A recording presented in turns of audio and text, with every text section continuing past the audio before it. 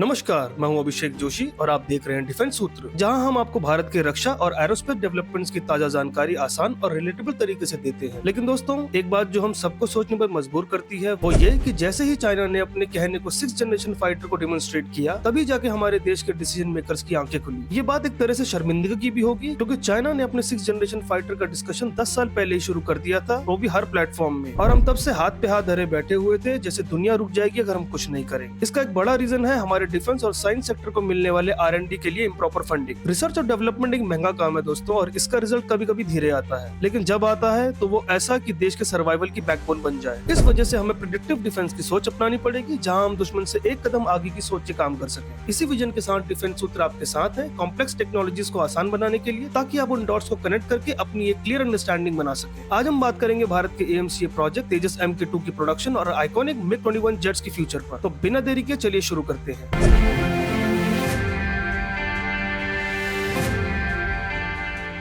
सबसे पहले बात करते हैं AMCA प्रोजेक्ट की। AMCA यानी advance medium combat aircraft Bharat का अपना स्टेल्थ फाइटर जेट है, जो 5.5 जनरेशन का होगा और 2028 तक अपनी पहली फ्लाइट ले सकता है। ये एक तरह से वो शेर का बच्चा है जो एक दिन जंगल का राजा बनेगा, यानी 6th generation fighter jet technology का फाउंडेशन है। इसमें AI driven avionics, stealth shaping और रडार अब्जॉर्बेंट मटेरियल जैसे एडवांस फीचर्स होंगे। अगर आसान भाषा में समझे तो एक ऐसा जेट है जो दिखाई भी नहीं देगा और हर चीज AI से चलेगा। इसका प्रोपल्शन सिस्टम DRDO और IAF मिलकर डेवलप कर रहे हैं, जो सुकोई Su-30 MKI जैसे बड़े जेट्स को भी पावर दे सकता है। ये कुछ ऐसा ही है जैसे किसी नई कार का इंजन के ऊपर काम हो रहा हो और वो इंजन कल को ट्रक तक को चलाने लायक बन जाए। दोस्तों, AMCA सिर्फ एक फाइटर नहीं, एक सपना है जो DRDO, प्राइवेट कंपनीज और ग्लोबल पार्टनरशिप के साथ मिलकर सच होगा। अगली अपडेट है तेजस MK2 फाइटर जेट की, जो 2026 में अपनी पहली फ्लाइट लेगा और 2029 तक प्रोडक्शन में आएगा। HAL ADA मिलकर इस प्रोजेक्ट पे काम कर रहे हैं और IAF का टारगेट है कि ये जेट मॉडर्न मिशन के लिए रेडी हो। ये जेट तेजस MK1 का अपग्रेडेड वर्जन है। अगर एक एग्जांपल दूं तो ये ऐसा ही है जैसे आपके स्मार्टफोन का नया सॉफ्टवेयर अपग्रेड के बाद परफॉर्मेंस और भी बेटर हो जाए। MK2 में पावरफुल इंजन, एडवांस एवियोनिक्स और एयरफ्रेम डिजाइन होंगे, जो एयर टू एयर और एयर टू ग्राउंड दोनों मिशंस के लिए परफेक्ट होंगे। ये बिल्कुल उस 2-in-1 शैम्पू की तरह है जो हेयर फॉल और डैंड्रफ दोनों के लिए काम आता है। इसके अप्रूवल प्रोसेस के लिए कैबिनेट कमेटी और सिक्योरिटी से क्लियरेंस लेना जरूरी है, जो 2027 तक एक्सपेक्टेड है। HAL और IAF इंश्योर कर रहे हैं कि प्रोडक्शन टाइमली और स्मूथली चले और ये जेट इंडिया की स्ट्रेटेजिक नीड्स को फुलफिल करे। अब बात करते हैं भारत के सबसे पुराने और आइकॉनिक फाइटर जेट यानी MiG-21 जेट्स की, जो 2025 तक रिटायर हो रहे हैं। लेकिन सवाल ये है कि इन जेट्स का फ्यूचर क्या होगा। एक प्रपोजल ये है कि इन जेट्स को अनमैन्ड एरियल टारगेट्स में कन्वर्ट कर दिया जाए, जो इंडिया के एयर डिफेंस सिस्टम्स के लिए प्रैक्टिस टारगेट बनेगा। DRDO के प्रोजेक्ट कुशा के अंदर ये आइडिया आ रहा है। आसान शब्दों में समझे तो ये जेट्स एक मूविंग टारगेट्स की तरह काम करेगा, जो नए वेपन्स और पायलट्स की प्रैक्टिस के लिए यूज होगा। ये कुछ ऐसा ही है जैसे एक पुराने स्कूटर को छोटी गाड़ी बनाने की कोशिश हो। चलती तो है बट नए काम के लिए थोड़ा जुगाड़ से एडजस्ट करना पड़ता है। HAL का एक और प्रपोजल है कि इनको कॉम्बैट ड्रोन्स में कन्वर्ट कर दिया जाए, जो हाई रिस्क मिशंस में यूज हो सके। लेकिन ये प्लान कॉस्टली और रिस्की है, इसलिए IAF इनको सपोर्ट करने में थोड़ा हेजिटेंट है। लगता है IAF बस इन जेट्स को पीसफुली रिटायर करना चाहता है। तो दोस्तों, ये थी आज की खास बातें जो भारत के रक्षा के आसमान में हो रही डेवलपमेंट्स की। क्या आपको ये अपडेट्स इंटरेस्टिंग लगे? कमेंट्स में जरूर बताएं, और पसंद आए तो लाइक और सब्सक्राइब करना मत भूलें। मैं हूं अभिषेक जोशी और ये है आपका अपना चैनल डिफेंस सूत्र। अगली बार मिलेंगे नए अपडेट्स के साथ, तब तक के लिए जय हिंद।